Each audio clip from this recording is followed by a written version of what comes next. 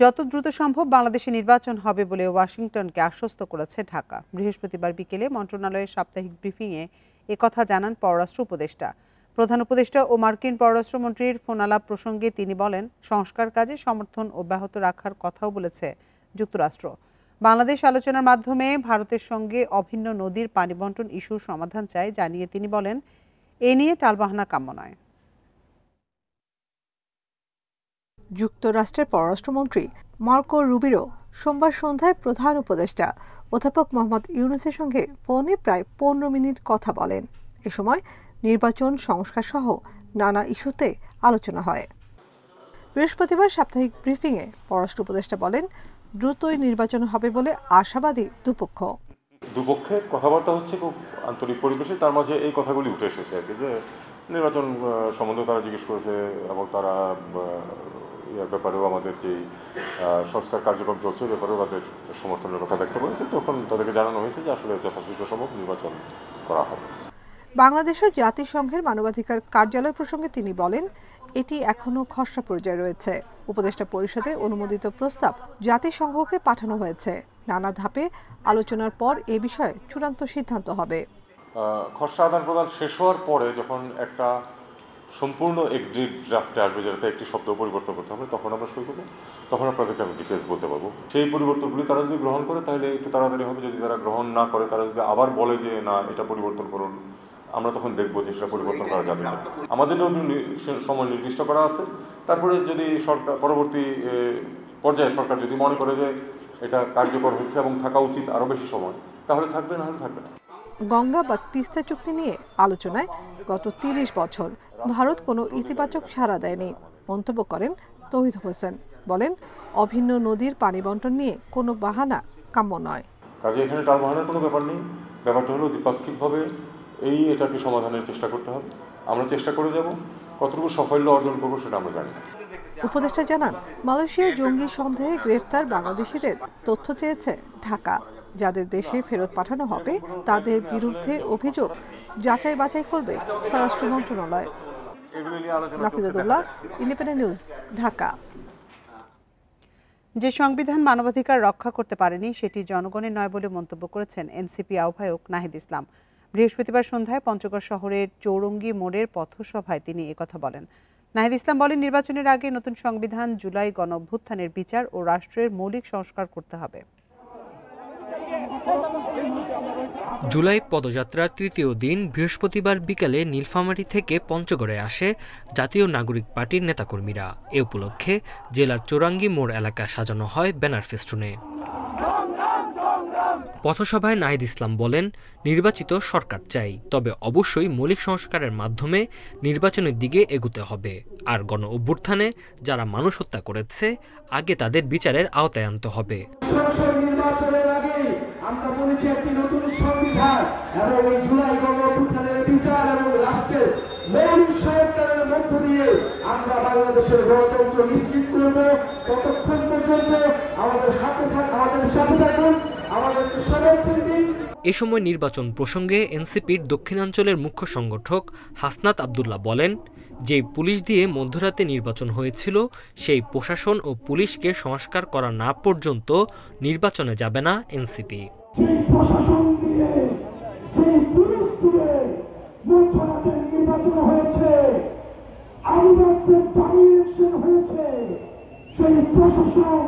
এবং সেই পুলিশকে সংস্কার না করে আমরা আর কোন নির্বাচন আমরা আপাতত চাচ্ছি না। এর আগে সকালে নীলফামারীর সৈয়দপুরের শহীদ সাজ্জাদের কবর জিয়ারতের মধ্য দিয়ে তৃতীয় দিনের কর্মসূচি শুরু করা হয়। পরে সেখানে পথসভা করে দলটি। Tanzil Hasnat, independent news. দেশের সব সংস্কার কার্যক্রমের উদ্যোগী বিএনপির বলে মন্তব্য করেছেন দলটির স্থায়ী কমিটির সদস্য আমির খসরু মাহমুদ চৌধুরী। বৃহস্পতিবার বিকেলে রাজধানী গুলশানে বিএনপির রাজনৈতিক কার্যালয়ে অস্ট্রেলিয়ার হাইকমিশনার সুসান রাইলের সঙ্গে বৈঠক শেষে একথা জানান তিনি। আমির খসরু আরও জানান, অস্ট্রেলিয়া এবং বাংলাদেশের মধ্যে সম্পর্ক জোরদার সহ শিক্ষা খাত, কৃষি খাত এবং অস্ট্রেলিয়ায় বসবাসরত বাংলাদেশিদের সমস্যা সমাধানের বিষয় নিয়ে আলাপ হয়েছে। এছাড়া বিনিয়োগের বিষয়েও কথা হয়েছে। এ সময় সব বয়সের মানুষের অংশগ্রহণে সুষ্ঠু নির্বাচন হবে বলেও আশা প্রকাশ করেছেন অস্ট্রেলিয়ার হাইকমিশনার।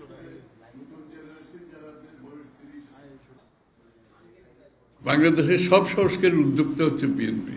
সুতরাং এবারও তাই হয়েছে। আমাদের ভিশন 2030 থেকে শুরু করে 27 দফা, 31 দফা এবং এটা জনগণের কাছে নিয়ে যাওয়া, এটাকে এবং এটা বাস্তবায়নের জন্য যে একটা জাতীয় সরকার গঠন করা, এগুলো সব আলোচনায় আসছে।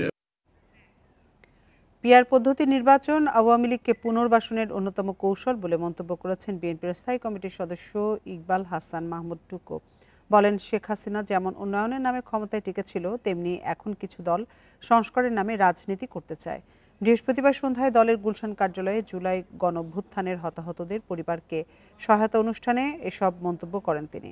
অনুষ্ঠানে শহীদ জাহিদের ছোট ভাই জিসানের ক্যান্সার অপারেশনের জন্য 6 লাখ, সাবেক ছাত্রদল নেতা সাজিদুল ইসলামের স্ত্রী ও চট্টগ্রাম বিশ্ববিদ্যালয়ের ছাত্র গোলাম কিবরিয়াকে 1 লাখ টাকা করে সহায়তা দেওয়া হয়। এ সময় ইকবাল হাসান মাহমুদ টুকু বলেন, পিআর পদ্ধতি টেস্ট টিউব নির্বাচন হিসেবে বিবেচিত হবে। সংস্কারের নামে মানুষের অধিকার হরণ দেশবাসী মেনে নেবে না বলেও মন্তব্য করেন তিনি।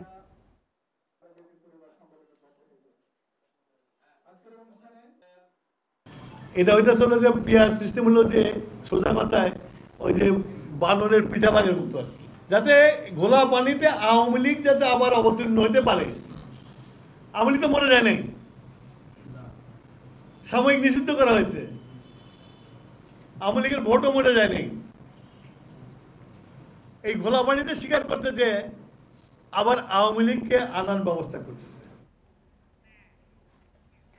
রাষ্ট্রপতির ক্ষমা প্রদর্শনের ক্ষমতার অপব্যবহার রোধে একমত হয়েছে রাজনৈতিক দলগুলো। জাতীয় ঐকমত্য কমিশনের আলোচনা শেষে কমিশনের সহ সভাপতি আলী রিয়াদ জানান, এ বিষয়ে সংবিধানের 49 অনুচ্ছেদ সংশোধনে রাজি হয়েছে সবাই। এছাড়া দেশের প্রতিটি বিভাগীয় শহরে প্রধান বিচারপতির বেঞ্চ গঠন নিয়েও বিএনপি সহ দলগুলো একমত হয়েছে। রাজধানী ফরেন সার্ভিস একাডেমিতে বৃহস্পতিবার জাতীয় ঐকমত্য কমিশনের বৈঠকে রাষ্ট্রপতির ক্ষমার ক্ষমতা অপব্যবহারের বিষয়টি নিয়ে একমত হয়েছে রাজনৈতিক দলগুলো। কমিশনের সহসভাপতি ডক্টর আলী রিয়াদ জানান, এ বিষয়ে সংবিধানের 49 অনুচ্ছেদ সংশোধনে একমত হয়েছে সবাই। 50 অনুচ্ছেদের সংশোধনের যে প্রস্তাব ঐকমত্য কমিশনের পক্ষ থেকে তৈরি করা হয়েছিল, তার আলোকে যে রাজনৈতিক ঐকমত্য তৈরি হয়েছে সেটা ভবিষ্যতে সংবিধানে অন্তর্ভুক্তের মধ্য দিয়ে বাস্তবায়িত হবে। রাষ্ট্রপতি যেন এককভাবে ক্ষমা প্রদর্শন করতে না পারেন, সেজন্য ভুক্তভোগীর অনুমতি ও সুপারিশ প্রক্রিয়া বাধ্যতামূলক করতে হবে বলে জানান এনসিপি। রাষ্ট্রপতির ক্ষমা প্রদর্শনের যে ক্ষমতা এবং আমাদের পেনাল কোডে বর্ণিত সরকারের ক্ষমা প্রদর্শনের যে ক্ষমতা আছে, সেটাকে আগের মতো করে না রেখে বরং নতুন একটি আইনের মধ্য দিয়ে একটি বোর্ড গঠন করে সেই বোর্ডের সুপারিশের ভিত্তিতে রাষ্ট্রপতি ক্ষমা প্রদর্শন করবেন। বৈঠকে আলোচনা হয় বিচার বিভাগের বিকেন্দ্রীকরণ নিয়ে। দেশের প্রতি বিভাগে প্রধান বিচারপতির বেঞ্চ গঠনের বিষয়ে প্রস্তাবনা পেশ করা হয়। সংবিধানে আমাদের ইউনিট একই ধরনের সুপ্রিম কোর্ট থাকবে এক কেন্দ্রিক ঢাকায়, আর বিভাগীয় শহরগুলোতেও হাইকোর্ট বেঞ্চের সম্প্রসারণ করা হবে। বিএনপির স্থায়ী কমিটির সদস্য সালাহউদ্দিন আহমেদ জানান, বিভাগীয় শহরে হাইকোর্টের বেঞ্চ স্থাপন ও রাষ্ট্রপতির ক্ষমার প্রক্রিয়া আরও স্বচ্ছ করার প্রস্তাবে রাজি বিএনপি। সুপ্রিম কোর্টের একটা আলোচনা সাপেক্ষে করা উচিত, বিকজ আমরা চাই বিচার জনগণের দোরগোড়ায় পৌঁছুক, জনগণ অতি সহজে স্বল্প মূল্যে তার বিচার পাওয়ার ব্যবস্থা করা হোক, এটা জনগণের দাবি। আমরা তার সাথে একমত। জরুরি অবস্থা ঘোষণার বিষয়ে আলোচনা হবে কমিশনের পরবর্তী বৈঠকে। আছে কিন্তু মামুনুর রহমান, ইন্ডিপেন্ডেন্ট নিউজ, ঢাকা। গুমের অভিযোগ ওঠা সেনা সদস্যদের বিরুদ্ধে তদন্ত চলছে, প্রমাণ মিললে কঠোর ব্যবস্থা নেওয়া হবে। বৃহস্পতিবার দুপুরে সেনা সদরের নিয়মিত সংবাদ সম্মেলনে এ তথ্য জানান মিলিটারি অপারেশনসের পরিচালক কর্নেল মোহাম্মদ শফিকুল ইসলাম। তিনি আরও জানান, জুলাই অভ্যুত্থানের পর লুট হওয়া অস্ত্রের 80% উদ্ধার করা হয়েছে।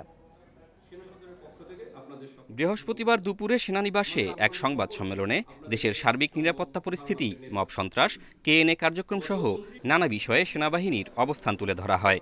সেনাবাহিনী মব ভায়োলেন্সের ঘটনার সাথে সম্পৃক্ত। সংবাদ সম্মেলনে জানানো হয়, বাহিনীর চলমান অভিযানে বান্দরবানে কেএনএ সন্ত্রাসীদের বিরুদ্ধে বড় ধরনের অগ্রগতি হয়েছে। বৃহস্পতিবার ভোরে অভিযানে 2 জন মেজর পদমর্যাদার কেএনএ সদস্য নিহত হয়েছে। কেএনএফ এবং বাংলাদেশ সেনাবাহিনীর মধ্যে ব্যাপক গোলাগুলি হয়েছে এবং ভোরের দিকে 2 জন সদস্য কেএনএ সদস্য গুলিবিদ্ধ হয়ে নিহত হয়েছে এবং এছাড়াও 3টি এসএমজি, একটি চাইনিজ রাইফেল এবং 364 রাউন্ড অ্যামুনিশন পাওয়া গিয়েছে। দেশ জুড়ে কিশোর অপরাধ নিয়ন্ত্রণেও অভিযান চালাচ্ছে আইনশৃঙ্খলা বাহিনী।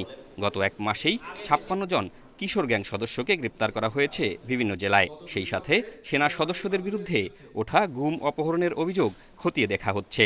সেনাবাহিনী জানায়, প্রমাণ মিললে দোষীদের ছাড় দেওয়া হবে না। কিছু কিছু সেনা সদস্য যারা ডেপুটেশনে ছিল তাদের বিরুদ্ধে গুমের সাথে অভিযোগ এসছে এবং তাদের তদন্ত চলমান রয়েছে এবং তাদের এই তদন্তে যদি গুমের সংশ্লিষ্টতা প্রমাণ পায় তাহলে অবশ্যই বাংলাদেশ সেনাবাহিনী তাদের বিরুদ্ধে যথাযথ আইনানুগ ব্যবস্থা গ্রহণ করবে। জাতীয় নির্বাচন সামনে রেখে রাজনৈতিক সহিংসতা বা অনিয়ম ঠেকাতে নির্বাচন কমিশনের নির্দেশনার অপেক্ষায় রয়েছে সেনাবাহিনী। সেনা কর্মকর্তারা জানান, যে কোনো মুহূর্তে মাঠে নামার মতো প্রস্তুতি তাদের রয়েছে। আমরা নির্বাচন কমিশন থেকে এখনো কোনো নির্দেশনা পাইনি। জাহিদুল ইসলাম, ইন্ডিপেন্ডেন্ট নিউজ, ঢাকা। ডেঙ্গুর পাশাপাশি চোখ রাঙাচ্ছে করোনা। গত এক মাসে করোনায় মারা গেছেন 23 জন আর আক্রান্ত হয়েছেন 433 জন। করোনায় আক্রান্ত বেশিরভাগই ঢাকার বাইরের। চিকিৎসকরা বলছেন, ডেঙ্গুর পাশাপাশি বাড়ছে করোনা সংক্রমণ। স্বাস্থ্যবিধি মেনে চলার পরামর্শ চিকিৎসকদের। রাজধানীর মহাখালী ডিএনসিসি কোভিড হাসপাতাল।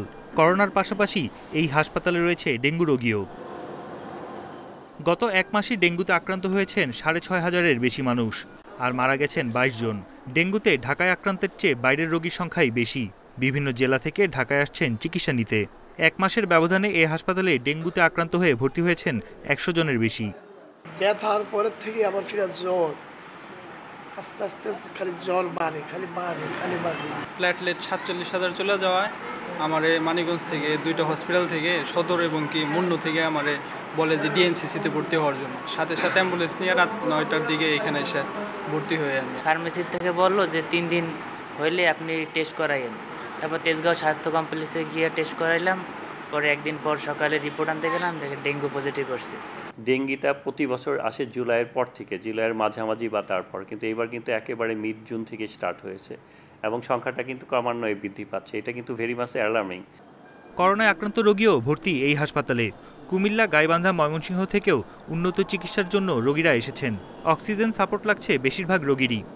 আদার দেন 3 ডেথ কেসেস আমাদের কিন্তু অ্যারাউন্ড 40% পেশেন্টকে অক্সিজেন দিতে হয়েছে। তো আমরা বলতে পারবো না যেটা সবাই বাই মাইল্ড বা মডারেট হচ্ছে, কারো কিন্তু এটা সিরিয়াসও হচ্ছে। ক্রিটিক্যাল পেশেন্টগুলো আমাদের দেখা গিয়েছে অ্যারাউন্ড 70%ই বাইরে থেকে এসেছে, আর ঢাকায় 30%-এর মতো।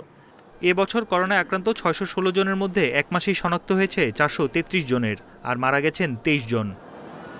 বন ইবনে কামাল, ইন্ডিপেন্ডেন্ট নিউজ, ঢাকা। অব্যবস্থাপনা ও নানা অনিয়মে দুর্ভোগের প্রতিষ্ঠানে পরিণত হয়েছে রংপুর মেডিকেল কলেজ হাসপাতাল। রোগী ও স্বজনদের অভিযোগ, নজরদারির অভাবে উত্তরাঞ্চলের সবচেয়ে বড় এই হাসপাতালটি এখন দালালদের দখলে। প্রতিটি জায়গায় টাকা ছাড়া মেলে না কোনো সেবা। এছাড়া নোংরা পরিবেশ দুর্ভোগ বাড়িয়েছে আরও বেশি। রংপুর মেডিকেল কলেজ হাসপাতাল আশপাশের বিভিন্ন জেলার চিকিৎসার ভরসাস্থল। তবে নানা অনিয়মে হাসপাতালটি এখন রোগীদের কাছে দুর্ভোগের স্থান। রোগী ও স্বজনদের অভিযোগ, দালালদের দৌরাত্মে প্রতি জায়গাতে হতে হয় নাজেহাল। ভর্তি থেকে শুরু করে সব জায়গাতেই দিতে হয় টাকা। আবার ভর্তি হলেও দেখা মেলে না চিকিৎসকের, পাওয়া যায় না সরকারি কোনো ওষুধও। বলে যে আমরা ম্যানেজ করে দিতে পারবো, আইসি রুম ম্যানেজ করে দিতে পারবো, তাহলে আপনাকে কিছু টাকা লাগবে, 2-3 হাজার টাকা লাগবে, 4 হাজার 5 হাজার টাকা লাগবে। দেখতে আসে না, ওদের চাইতে মতন যেটা আমরা চাই সেটা পাইনি। ওরা লিখি দেয় কিনে এনে ব্যবহার করতে হয়। শুধু তাই নয়, পরিষ্কার পরিচ্ছন্নতার অভাবে পুরো হাসপাতালই হয়ে উঠেছে অস্বাস্থ্যকর। এসব বিষয়ে নজরদারি ও অব্যবস্থাপনাকে দুষছেন রোগীর স্বজনরা। বেড পাইতেছি না, তাহলে ফ্যান, লাইট, এগুলো তো অনেক সমস্যা আছে। বিশেষ করে আমাদের কথা হচ্ছে যে আমরা এই মেডিকেল দুর্নীতিমুক্ত আমরা চাই। অল্প কিছু টাকা দিয়ে আমি তাদেরকে ভর্তি করাইছি, এখন এতটুকু যদি আমি না দেই তাহলে তারা কোনো প্রকার অ্যালাউ করতেছে না। এর সঙ্গে আনসাররাও জড়িত। হাসপাতাল পরিচালক বলছেন, ধারণ ক্ষমতার বেশি রোগীর চিকিৎসা দিতে হিমশিম খেতে হয়। এছাড়া অনিয়মের কোনো অভিযোগ পেলে ব্যবস্থা নেওয়ার আশ্বাস দিয়েছেন তিনি। পরিষ্কার পরিচ্ছন্ন কর্মীর স্বল্পতা আছে।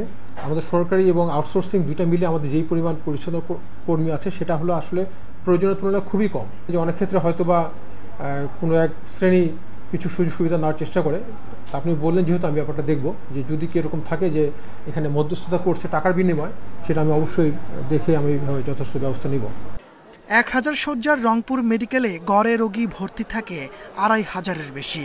দালালদের দৌরাত্ম্য ও ভোগান্তি কমাতে দ্রুত কার্যকর ব্যবস্থা নেওয়ার দাবি রোগীদের। Independent news. যশোরের ঝিকরগাছায় বিয়ের প্রস্তাবে রাজি না হওয়ায় নারীর ওপর অ্যাসিড ছুঁড়ে মেরেছে এক দুর্বৃত্ত। এতে ওই নারী, তার ছেলে এবং মা দগ্ধ হয়েছেন। বৃহস্পতিবার রাতে উপজেলার গদখালি গ্রামে এই ঘটনা ঘটে। দগ্ধ 3 জন হলেন গদখালি গ্রামের রিপা খাতুন, ছেলে ইয়ানুর ও রিপার মা রাহেলা বেগম। পুলিশ জানিয়েছে ঝিকরগাছার মঠবাড়ি গ্রামের জসিমউদ্দিন পাশের গদখালি গ্রামে রিপাকে কিছুদিন ধরে বিয়ের প্রস্তাব দিয়ে আসছিল, কিন্তু রিপার রাজি না হয় রাতে তাদের বাড়ির জানালা দিয়ে অ্যাসিড ছুঁড়ে মারে জসিম। এতে ওই 3 জন দগ্ধ হন। তাদের উদ্ধার করে যশোর সদর হাসপাতালে ভর্তি করা হয়েছে। এখন আশঙ্কা মুক্ত বলা যায়, বাচ্চার অবস্থাও আশঙ্কা মুক্ত বলা যায়, অথবা একটু ভোগান্তির শিকার হবে, আশঙ্কা মুক্ত। আর আমাদের কনসালটেন্ট যারা আছে ভিতরে, ওনারা ওয়ার্ডে ভর্তি আছে। দখলের কবলে বরগুনা পটুয়াখালীর রাখাইন জনগোষ্ঠীর শ্মশান উপাসনালয়। মুজিব আবাসন প্রকল্প এবং পাউবো ও প্রভাবশালী মহলের বিরুদ্ধে দখলের অভিযোগ রাখাইনদের। রাজনৈতিক প্রভাব খাটিয়ে কয়েক দশক ধরেই ভূমিদস্যুরা রাখাইন পল্লীর জমি দখল করছে অভিযোগ তাদের। 1784 সালে প্রথম রাখাইন জনবসতি গড়ে ওঠে বাংলায়। আরাকান থেকে বঙ্গোপসাগর হয়ে বঙ্গে আসে এই জনজাতি। বরগুনার তালতলি লাউপাড়া গ্রামে 13টি রাখাইন পাড়া রয়েছে। 3 বছর আগে নিদ্রা খাল ঘেঁষা 1.5 একরের শ্মশান ঘাটের শবদেহ রাখার জায়গায় গড়ে তোলা হয়েছে একটি বাড়ি। এই ঘরটা কবে হয়েছে? ঘরটা হয়েছে 2 বছর প্লাস। অগজটি কয় সরকারি জায়গা আমরা উড়াইছে, আমরা বাধা দিয়েও তো হয়ে হোমনে না। ছোটবগি ইউনিয়নের ঠাকুরপাড়ায় রয়েছে প্রাচীন শ্মশান, সেখানে আছে বহু কবর। রাখাইন প্রতিনিধিরা বলছেন 74% শ্মশান দখলের থাবায় টিকে আছে মাত্র 15 ভাগ। 74% জায়গা জমি। তো এটার এখন নিয়ে সংকটটা কি নিয়ে? সংকটটা হইলে আবার একটু আস্তে আস্তে কমতে গেছে। আমি শ্মশান খাই না খাই, এটা আপনারা মাপিয়ে দেখেন, মাপিয়ে যদি আপনারা পান আমার কোনো আপত্তি নেই, আমরা নিয়ে যাই। কুয়াকাটার কালাচানপাড়ার 2.5 একর শ্মশান দখল করে চলাচলের রাস্তা বন্ধ করে দেয়া হয়েছে। দখলের থাবায় কুয়াকাটার 250 বছরের পুরনো শ্রীমঙ্গল বৌদ্ধবিহারের জমিও। কলাপাড়ার বালুচরে আটকে পড়া কয়েকশো বছরের পুরনো আলোচিত নৌকাটি প্রদর্শনীর জন্য রাখা হয়েছে বিহারের জায়গায়। রাস্তা থেকে 25 ফুট তারা দাবি করতেছে, বলে যে এই বিহারের মধ্যেও তাদের পানি উন্নয়ন বোর্ডের জায়গা রয়েছে। এখন আমাদের কথা হচ্ছে পানি উন্নয়ন বোর্ড তো বাংলাদেশ স্বাধীন হওয়ার অনেক পরে আসছে, কিন্তু বাংলাদেশ স্বাধীন হওয়ারও অনেক আগে, আমরা 100 বা 200 বছর আগে আমাদের এই প্রতিষ্ঠান। আদিবাসী অধিকার কর্মীদের দাবি কয়েক দশক ধরেই দখল হচ্ছে রাখাইনদের উপাসনালয় ও শ্মশান। শ্মশানগুলা, তারপর ওই আমাদের পুকুরগুলা, তারপর আপনার ওই বৌদ্ধ বিহারগুলা, এগুলো তো এইভাবে ভুয়া কাগজপত্র সৃষ্টি করে মানে দখল নিয়ে যাইতে স্যার। নগরায়নের ফলে জমি জমার দাম বেড়েছে এখানে, তো সেই কারণে এই যে যারা ভূমি দখলের সাথে জড়িত ওই চক্রটা আরও বেশি তৎপর হচ্ছে, যে জমি জমার দাম বাড়ার কারণে এই 60-এর দশক থেকে এখন পর্যন্ত চলমান আছে। কুয়াকাটায় একসময় 220টি রাখাইন পল্লীর বাসিন্দা ছিল কয়েক লাখ, তবে বর্তমানে 40টি পল্লীতে থাকে মাত্র 2500 Rakhine. Shahriar Anirban, independent news, Dhaka. রাজধানী বাজারগুলোয় এখনও চালের দাম বাড়তি, এছাড়া সবজির দামও বেড়েছে। বেশিরভাগ সবজি বিক্রি হচ্ছে 60 থেকে 80 টাকার উপরে। এ নিয়ে আলোচনাতে রাজধানীর কারওয়ান বাজার থেকে আমাদের সাথে যোগ দিচ্ছেন সহকর্মী মেহেদি হাসান।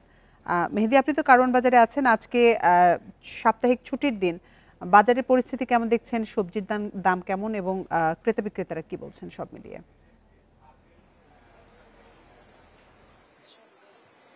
আসলে আপনি যেমনটি বলছিলেন, গত কয়েক সপ্তাহ ধরেই আসলে চালের বাজার ঊর্ধ্বমুখী। বিশেষ করে ঈদের পর থেকে সব ধরনের চালের দাম বেড়েছে। আমরা গত সপ্তাহে যে চাল দেখেছি 80 থেকে 82 টাকা বিক্রি হয়েছে, সেই চাল আজকে 88 টাকা বিক্রি হচ্ছে। এছাড়া সরু যে চাল রয়েছে, অর্থাৎ মিনিকেট যে চাল রয়েছে, সেই চালও মোটামুটি 2 থেকে 4 টাকা বেশিতে বিক্রি হচ্ছে। অর্থাৎ যেই চাল এর গত সপ্তাহে যে চাল 75 থেকে 80 টাকায় বিক্রি হয়েছে, সেই চাল আসলে আজকে 80 থেকে 82 টাকার মধ্যে বিক্রি হচ্ছে। এছাড়া চিকন মোটা যে চালটি রয়েছে অর্থাৎ স্বর্ণা যে চালটি রয়েছে এই চালও হলো গত সপ্তাহে আসলে বিক্রি হয়েছে 50 থেকে 55 টাকার মধ্যে, সেটি আজকে বিক্রি হচ্ছে 55 থেকে 58 টাকার মধ্যে। অর্থাৎ আমরা দেখছি যে ঈদের পর থেকেই যেভাবে চালের দাম ঊর্ধ্বমুখী ছিল এখনও সে ঊর্ধ্বমুখী আছে এবং গত সপ্তাহের থেকে এই সপ্তাহে সব ধরনের চালে আসলে 2 থেকে 8 টাকার মতো বেড়েছে। এছাড়া রাজধানীতে বেশিরভাগ গত সপ্তাহের থেকে বেশিরভাগ মুরগির দাম আসলে আমরা বেশি দেখেছি। যে সোনালী মুরগি গত সপ্তাহে বিক্রি হয়েছে 300 টাকা, সেটি আসলে আজকে বিক্রি হচ্ছে 300 থেকে 320 টাকা। এছাড়া ব্রয়লার মুরগি বিক্রি হয়েছিল গত সপ্তাহে যেটি 150 থেকে 160 টাকা, সেই মুরগি আসলে আজকে বিক্রি হচ্ছে 160 থেকে 170 টাকায়। অর্থাৎ বাজারে সব ধরনের মুরগি এবং চালের দাম আমরা বাড়তি দেখেছি। চালের দাম বাড়ার পিছনে আমরা কারণ হিসেবে যখন ব্যবসায়ীদের কাছে জানতে চাইলে ব্যবসায়ীরা আমাদেরকে যেটি বলেছেন যে যেহেতু কয়েকদিন ধরে বৃষ্টি চলছে এবং উৎপাদন পর্যায়ে ধানের দাম কিছুটা বেড়েছে, এ কারণে আসলে চালের দামটা বাড়তি। তবে যারা গ্রাহক রয়েছেন, যারা ক্রেতা রয়েছেন, তারা আসলে ক্রেতাদের এই দাবি আসলে তারা মানতে পারছেন না। তারা বলছেন যে যেহেতু এক ধরনের সিন্ডিকেট রয়েছে এবং সরকারের সেভাবে তদারকি এখানে নেই, এ কারণে আসলে বাজারগুলোতে চালের দাম আসলে প্রতিনিয়তই বাড়ছে। এছাড়া সবজির দাম যেটি বলছেন, আসলে গত সপ্তাহের থেকে সব ধরনের সবজিতে আমরা দেখেছি যে 60 থেকে 80 টাকার মতো, 60 থেকে 80 টাকা বেশিরভাগ সবজি বিক্রি হচ্ছে। যে সবজিগুলো গতকাল বা গত সপ্তাহে যে সবজিগুলো 50 থেকে 60 টাকার মধ্যে বিক্রি হয়েছে। এই ছিল আমার কাছে কারণ বাজার থেকে সর্বশেষ। রাজধানীর কারণ বাজার থেকে বাজার পরিস্থিতি নিয়ে সবশেষ তথ্য জানাচ্ছিলেন সহকর্মী মেহেদী হাসান। চট্টগ্রাম কাস্টম হাউস গত বছরের চেয়ে এবার 7,000 কোটি টাকার বেশি রাজস্ব আদায়ের রেকর্ড করেছে, যদিও এটি লক্ষ্যমাত্রার চেয়ে প্রায় 5,000 কোটি টাকা কম। বিশ্ব বাণিজ্যে নেতিবাচক প্রভাবের ভেতর দেশের অর্থনৈতিক পরিস্থিতিতে শুল্কায়ন প্রক্রিয়াকে আরও সহজীকরণের দাবি জানিয়েছেন ব্যবসায়ীরা। অভ্যন্তরীণ রাজস্ব আদায়ের বড় প্রতিষ্ঠান চট্টগ্রাম কাস্টমস সদ্য সমাপ্ত অর্থ বছরে 80,402 কোটি টাকা লক্ষ্যমাত্রার বিপরীতে আদায় করেছে 75,462 কোটি টাকা, যা গত বছরের চেয়ে 7,000 কোটি টাকা বেশি। কাস্টমসের হিসাবে মিথ্যা ঘোষণায় পণ্য আমদানি রোধ, পুরনো পণ্যের নিলাম প্রক্রিয়াকে বেগবান করা, আটক পণ্যে দ্বিগুণ শুল্ক আদায় বেড়েছে। তবে অর্থ বছরের শুরুতে রাজনৈতিক অস্থিরতা, ফেনী কুমিল্লার বন্যা ও ডলার সংকটের মধ্যেও চলমান ছিল অর্থনীতির চাকা। ঢাকা চিটাগং মহাসড়ক এবং রেল লাইন, এটা তো বন্যার কারণে কিছুটা এটা যোগাযোগ ব্যাহত হয়েছে, ওই কারণে আমাদের কিছুটা এখানে জট ছিল।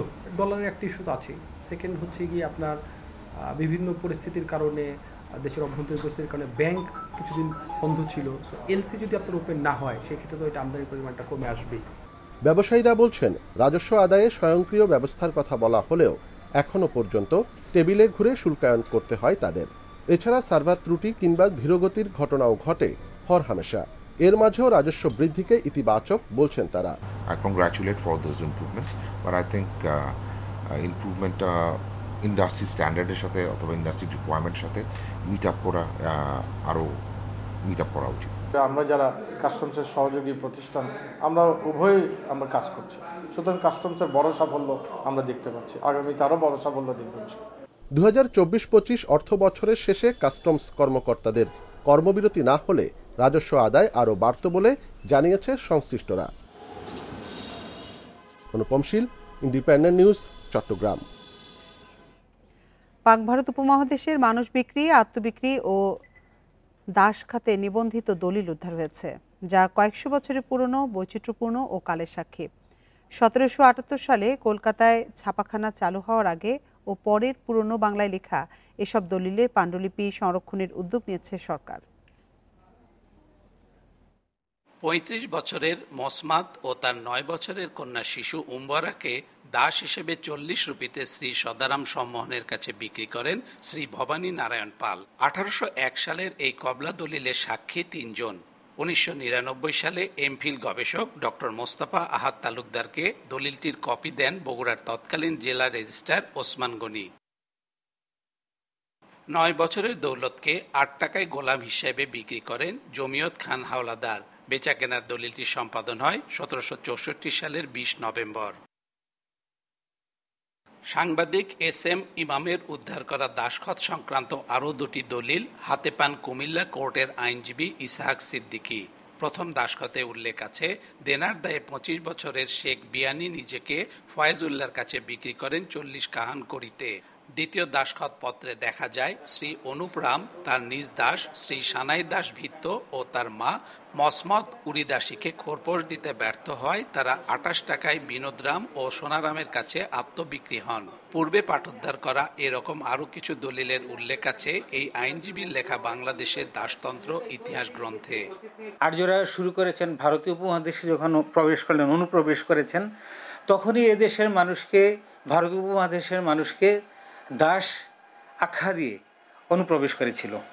মানুষ বিক্রি ও দাসখতের এসব দলিল সংগ্রহ, পাঠোদ্ধার ও গবেষণার পাশাপাশি পুরনো বাংলা লিপির অনেক দলিলের পাঠোদ্ধার ও সম্পাদন করেছেন এই শিক্ষক। যখন এদেশে দাস প্রথা প্রচলিত ছিল তখন দাসখত দিত মানুষ, অর্থাৎ কেউ যদি টাকা ধার নিয়ে সেই টাকা শোধ করতে না পারত তখন তার বিনিময়ে সে নিজেকে দাস হিসাবে মালিকের কাছে ক্ষত লিখে দিত। এ ধরনের গুরুত্বপূর্ণ দলিল সংরক্ষণের উদ্যোগ নিয়েছে সরকার। এই দলিলগুলা, এই বালামগুলা স্ক্যান করে ডিজিটাল মাধ্যমে এটা সংরক্ষণ করা যেতে পারে এবং আমার জানা মতে আমাদের মন্ত্রণালয়, আইন মন্ত্রণালয় এই বিষয়ে উদ্যোগ গ্রহণ করেছে। আগে বাধ্যতামূলক না থাকলেও 1774 সালে ব্রিটিশ সরকার দাস বেচা কেনার দলিল নিবন্ধন বাধ্যতামূলক করে। সে সময় দলিলের রেজিস্ট্রেশন ফি ছিল 4 টাকা 4 আনা। Hasibur Rahman, independent news, Bogura. নদী ভাঙন আতঙ্কে গাইবান্ধার সদর উপজেলার 5 শতাধিক পরিবার। এরই মধ্যে ভাঙনে বিলীন হয়েছে অনেকের ফসলি জমি। বসতভিটা হারিয়ে আশ্রয়হীন অনেক বাসিন্দা। পানি উন্নয়ন বোর্ড সমাধানের আশ্বাস দিলেও স্থানীয় উদ্যোগেই ভাঙন ঠেকানোর চেষ্টা চলছে অনেক এলাকায়। গাইবান্ধায় 3 বছর ধরেই ভাঙনের প্রবণতা বেশি। ব্রহ্মপুত্র, যমুনা, তিস্তা, ঘাঘট, করতোয়া নদীর তীর এলাকায় বর্ষা মৌসুমে আতঙ্ক বেড়েছে নদী তীরের বাসিন্দাদের। এখন আতঙ্কে দিন পার করছে 500 পরিবার। নদীতে বিলীন হওয়ার আশঙ্কায় ফসলি জমি, ঘরবাড়ি, শিক্ষা প্রতিষ্ঠান। 10-15টা বাড়িটা সব বাড়ি আসছিল, 15-20টা ঘর আসছিল। এখন ফের 20-30টা বাড়ি এখন ফের যাচ্ছে। এতদিন তো নদী ওই দিকে ছিল, এখন তো নদী অনেক দূরে ছিল, এখন সেগুলো দিয়ে জায়গা উঠে গেছে, আমার ঘরে বাড়ি ভাঙি যাচ্ছি। পানি উন্নয়ন বোর্ডে কাগজপাতি দিয়েছি, তাদের বলছি, তারা 2বার করে আইসা ম্যাপে নিয়ে গেল, তে আশ্বাস দিল যে কাজ হবে। তো এখন আর তো পানি উন্নয়ন বোর্ড থেকে আর কোনো কিছু বুঝলাম না আমরা। পানি উন্নয়ন বোর্ড থেকে সমাধান না পেয়ে অনেক এলাকায় স্থানীয় উদ্যোগে চলছে বাঁশ বালুর বস্তা দিয়ে ভাঙন ঠেকানোর চেষ্টা। কিন্তু এতে কতটা কাজ হবে সংশয় থেকেই যাচ্ছে তা নিয়ে। এই বাড়িঘর উদ্যোগ নিয়েছি আমরা, এই যে বান্ডাল দেওয়ার ছিল, এটা 2 বছর হলো কাজ করতেছি আমরা।